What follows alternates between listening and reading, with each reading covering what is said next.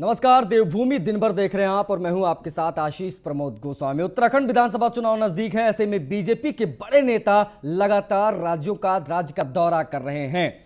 चुनावी रणनीति के लिए बीजेपी अध्यक्ष जेपी नड्डा उत्तराखंड देहरादून पहुंचे, जहां पर उन्होंने पार्टी कार्यकर्ताओं के साथ बैठक की। इस दौरान जेपी नड्डा ने उत्तरकाशी, टिहरी, चमोली, रुद्रप्रयाग और पौड़ी जिले के कार्यकर्ताओं की बैठक को संबोधित किया। इस दौरान सीएम पुष्कर सिंह धामी वहां मौजूद रहे। चुनावी तैयारियों के लिहाज से जेपी नड्डा का दौरा काफी अहम माना जा रहा है। जेपी नड्डा गढ़वाल मंडल की 41 विधानसभा सीटों पर पार्टी की तैयारियों का भी जायजा उन्होंने लिया। बीजेपी अध्यक्ष ने सबसे पहले उत्तरकाशी, टिहरी, चमोली, रुद्रप्रयाग और पौड़ी जिले के कार्यकर्ताओं की बैठक ली। इस बैठक में सीएम पुष्कर सिंह धामी, प्रदेश अध्यक्ष मदन कौशिक, रमेश पोखरियाल निशंक, प्रदेश प्रभारी दुष्यंत गौतम, सह प्रभारी रेखा वर्मा, सह चुनाव प्रभारी आरपी सिंह मौजूद रहे। बैठक में बीजेपी अध्यक्ष ने सभी नेताओं को चुनाव में जीत का मंत्र भी दिया।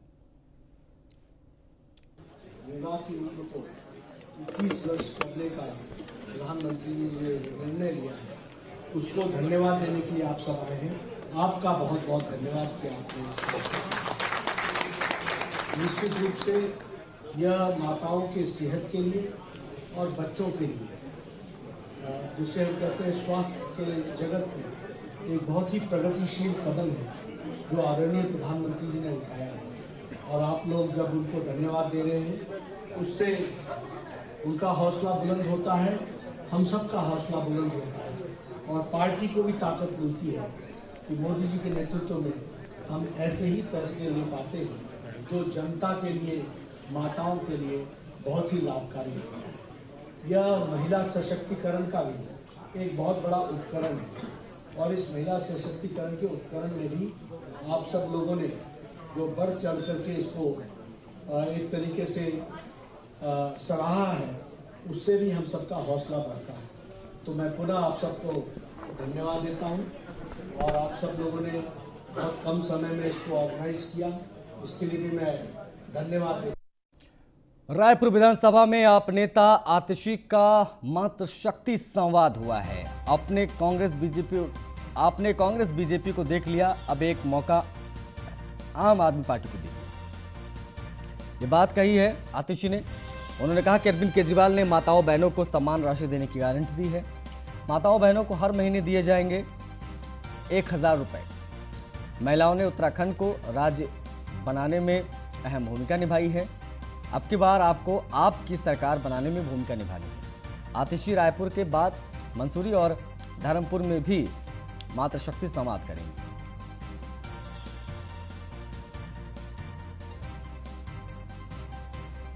केजरीवाल आपके भाई हैं, आपके बेटे हैं, आपके इस दर्द को समझते हैं। इसलिए अरविंद केजरीवाल ने उत्तराखंड की सब महिलाओं से वादा किया है कि उत्तराखंड में आप आम आदमी पार्टी की सरकार बनाते हो तो हर महीने अपनी सब बहनों के हाथ में, अपनी सब माताओं के हाथ में वो 1000 रुपए डाल देंगे कि आपको अपने छोटे मोटे खर्चे के लिए किसी से पूछना ना पड़े, आपको किसी के सामने हाथ फैलाने ना पड़े। ये अरविंद केजरीवाल का वादा है। उत्तराखंड दौरे पर पहुंची दिल्ली की आप विधायक आतिशी ने सहस्त्रधारा रोड स्थित एक सरकारी स्कूल का भी निरीक्षण किया। इस दौरान आतिशी ने वहां के एक सरकारी स्कूल में पढ़ने वाले बच्चों से बात की और उनकी परेशानियों को जाना। सरकारी स्कूल के हालत को देखा। साथ ही उन्होंने धामी सरकार पर हमला बोलते हुए कहा कि उत्तराखंड के लिए यह शर्म की बात है कि राजधानी देहरादून के बीचों बीच स्थित सरकारी स्कूल के हालात इतने खराब हैं। राजधानी में सचिवालय से मात्र 5 किलोमीटर के दूर स्कूल के हालत ऐसे हैं तो बाकी प्रदेश के गाँव के स्कूल में क्या होगा, इसका अंदाज़ा हम खुद लगा सकते हैं। इसके अलावा आतिशी ने कहा कि क्या सीएम धामी और शिक्षा मंत्री का दायित्व तो नहीं बनता कि ऐसे सरकारी स्कूलों का निरीक्षण करें। आतिशी ने स्कूल में पढ़ने वाले बच्चों से बात की तो बच्चों ने बताया कि स्कूल में छत नहीं है, बरसात में पानी क्लास के अंदर आ जाता है। स्कूल में केवल 4 कमरे हैं, जिसमें से 2 कमरों को स्टोर बनाया हुआ है और छोटे बच्चों को बाहर ज़मीन पर पढ़ाया जाता है। आतिशी ने कहा कि नेता अपने स्वार्थ तक सीमित है, जिसका खामियाजा उत्तराखंड की जनता को भुगतना पड़ रहा है। वहीं बीजेपी के राष्ट्रीय अध्यक्ष जेपी नड्डा को लेकर पूछे गए सवालों का जवाब देते हुए विधायक आतिशी ने कहा कि जनता ने बीजेपी को बहुमत दिया है। नड्डा विजय संकल्प छोड़ यहां की जनता की भलाई का संकल्प ले। देखिए, मुझे लगता है ये उत्तराखंड के राज्य के लिए शर्म की बात है कि राज्य बनने के 21 साल बाद उत्तराखंड की राजधानी देहरादून के बीचों बीच सरकारी स्कूल का ये हाल है। ऊपर छत नहीं है स्कूल के ऊपर। कुल मिला के 4 कमरे हैं स्कूल में, उसमें से 4 कमरे में से 2 कमरों को स्टोर रूम बना रखा है, डंप यार्ड बना रखा है, जहाँ पे हर तरह का टूटा फूटा सामान पड़ा हुआ है। यहाँ पे हमें बच्चे भी मिले जो स्कूल में पढ़ते हैं, जो खुद बता रहे हैं कि जब बरसात का मौसम होता है तो क्लासरूम में पानी टपकता है। और 2 क्लास उन्होंने बच्चों ने खुद बताया कि बड़े बच्चों को तो फिर भी अंदर बैठने की जगह मिल जाती है, छोटे बच्चों की क्लास यहाँ पे खुले में होती है, दरीदार। ये उत्तराखंड की राजधानी है, तो आप ये सोचिए कि अगर राजधानी में ये हाल है तो बाकी दूर दराज के गाँव में, पहाड़ों में शिक्षा की क्या स्थिति होगी। देखिए, मुझे लगता है ये भी टूटा हुआ है और बारिश के टाइम पानी भी छूता है, बच्चे ठीक से बैठ नहीं पाते, ना पढ़ाई कर पाते। बच्चे कभी कभार तो कोने में बैठ जाते हैं और सर कुछ नहीं पढ़ाते और सर बस फ़ोन में लगे बैठे रहते हैं। स्कूल में यह है कि जगह भी नहीं, इस स्कूल में पूरा टूटा फूटा है, ऊपर से टीन भी टूटा।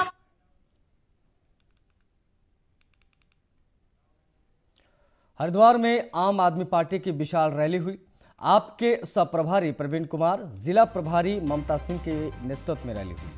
आपने बूथ संकल्प आप विकल्प अभियान की शुरुआत की। दादूपुर गांव से शुरू होकर बुग्गावाला तक विशाल रैली निकाली गई। अभियान के तहत आपने हर बूथ पर 10 युवाओं को जोड़ा। कुल 1 लाख आप कार्यकर्ता बूथों को मजबूती देंगे। 10 कार्यकर्ता एक बूथ को मजबूत करने का काम करेंगे। ज़्यादा से ज़्यादा मतदाताओं पर आपकी पकड़ रहेगी। प्रदेश की जनता अब आप में अपना भविष्य देख रही है। नड्डा की रैली पर सह प्रभारी प्रवीण कुमार ने सवाल उठाए।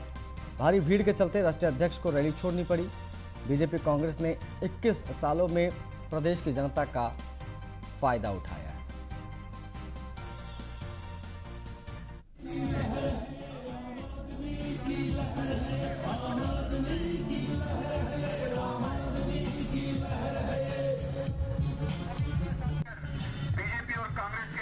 भाजपा और कांग्रेस ने सिर्फ और सिर्फ झाड़ू चलनी है और झाड़ू में बटन दबाने के लिए ज्वालापुर की जनता जो है वो पूरी तरीके से तैयार है। उत्तराखंड की जनता, हरिद्वार की जनता पूरी तरीके से तैयार है।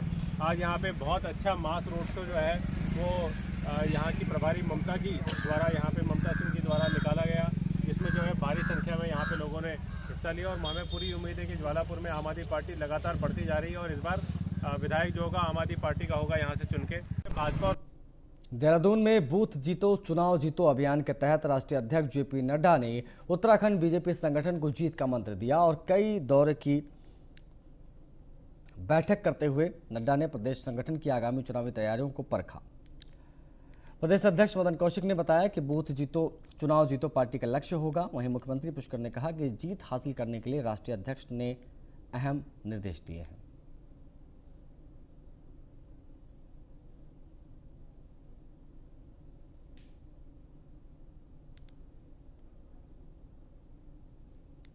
हमारे राष्ट्रीय अध्यक्ष जी का ये आज पूरे दिन भर का यहाँ का कार्यक्रम है और सुबह से ही जो है आज उनकी बैठकें यहाँ पर लगी हुई हैं।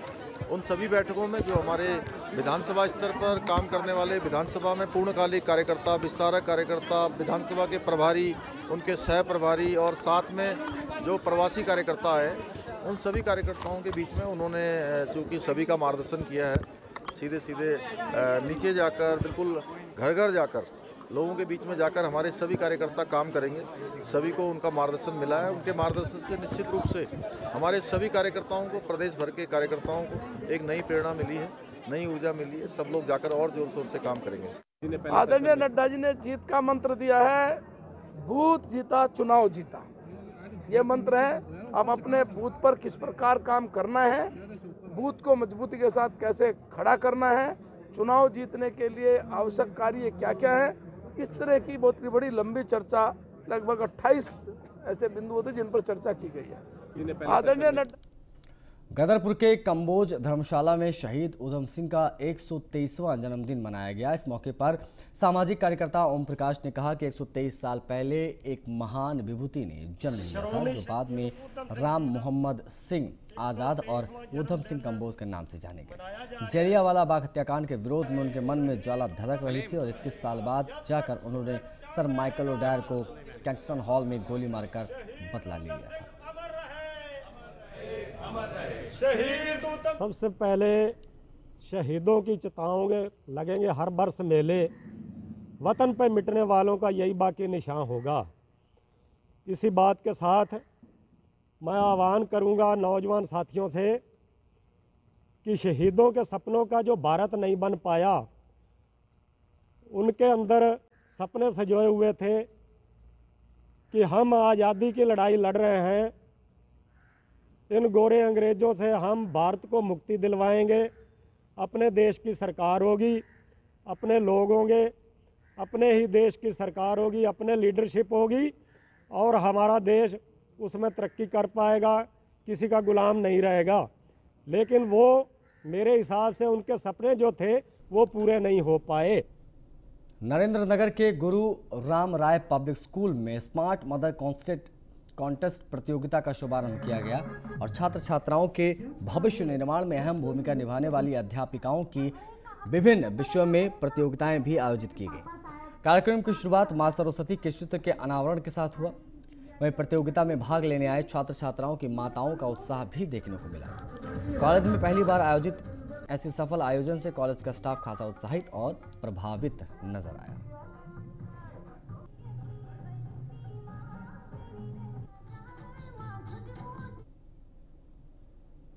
एक मदर कॉन्टेस्ट है, स्मार्ट मम्मी कॉन्टेस्ट, जिसमें सारी लगभग almost every mother came here और उन सब ने बहुत पार्टिसिपेट लिए थे। अलग अलग टाइप के कॉन्टेस्ट हुए थे, टॉपिक हुआ था, एप्लीकेशन राइटिंग हुई थी, जीके क्विज हुआ था और हमें भी बोलने का मौका मिला और अच्छा भी लगा। बहुत अच्छा से इन्होंने यहाँ पे बोला और हम चाहते हैं पेरेंट्स लोग भी और टीचर्स भी सारे लोग इस जो ये कार्यक्रम करा इन्होंने हर साल करे और इसमें हम सारी मम्मी और बच्चे भी, जितने भी बच्चे हर साल करते हैं यहाँ पे बच्चे कंपटीशन, तो बच्चे भी और मम्मियाँ भी सब लोग आगे बढ़े।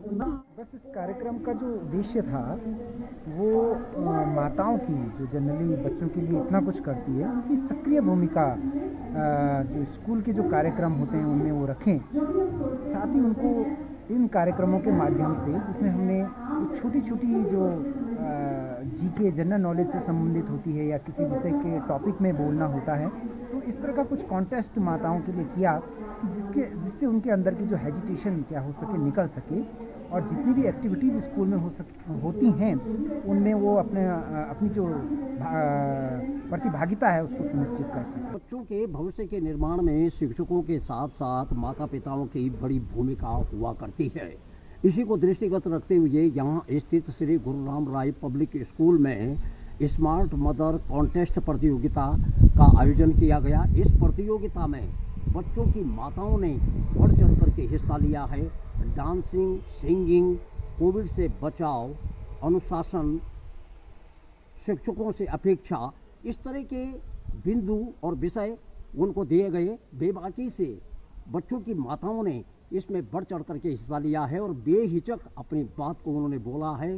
सिंगिंग और डांसिंग में उन्होंने बिल्कुल बाकायदा प्रस्तुति देकर सभी को आकर्षित किया है और इस प्रतियोगिता के कराए जाने से नगर वासियों ने और यहाँ के आसपास जो गांव हैं उन्होंने विद्यालय की बड़ी प्रशंसा की और कहा है कि इस तरह के आयोजन लगातार हर वर्ष होते रहने चाहिए। इससे बच्चों को जहाँ सीखने का मौका मिलेगा, वहीं अभिभावक भी एक दूसरे से सीखेंगे, बच्चों के अच्छे भविष्य का निर्माण होगा।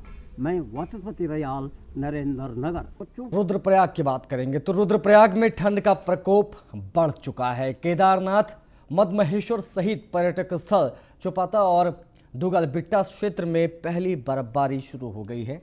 बर्फबारी से यहाँ का मौसम बेहद ठंडा हो गया है और नए साल का जश्न मनाने आए लोग बर्फबारी का आनंद ले रहे हैं। बता दें कि चुप्ता में नए साल के जश्न को लेकर पहले से ही एडवांस बुकिंग हो चुकी है।